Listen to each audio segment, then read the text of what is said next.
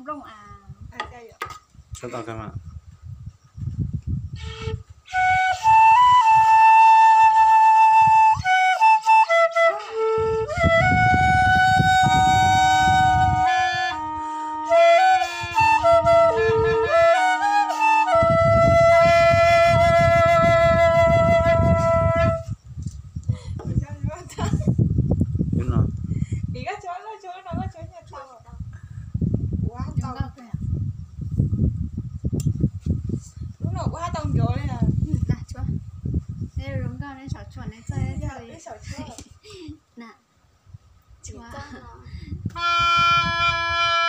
Có xí cho chúng mình chỉ. Xí cho mình nè. Có bỏ vào chính ra. Bỏ vào chính ra. Bỏ ra rồi, bỏ sao đi ba. Tại vì cho tao cho chị ta.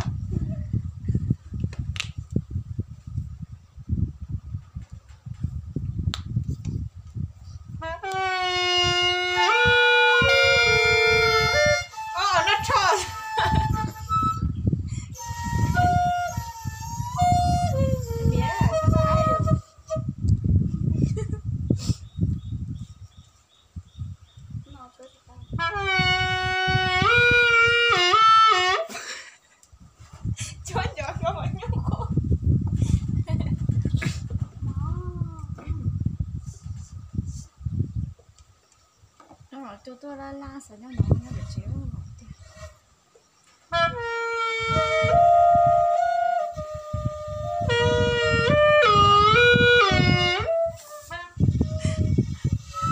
Ý mi cho chúa chả đi phải chín chỗ đi.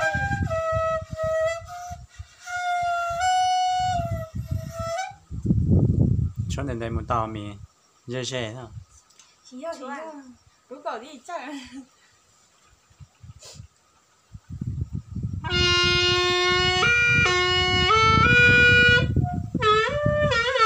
ủa chứ chắc mà khó đấy à.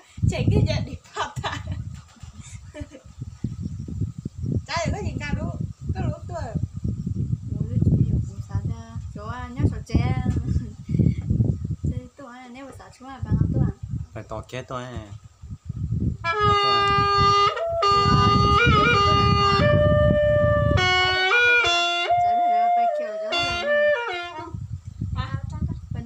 nhớ sầu túi sầu chị xíu có bộ cái mình nếu bây giờ anh giờ chè thì nhớ cái hậu chưa thôi kỹ nó lẹ lên nếu giờ chè để giờ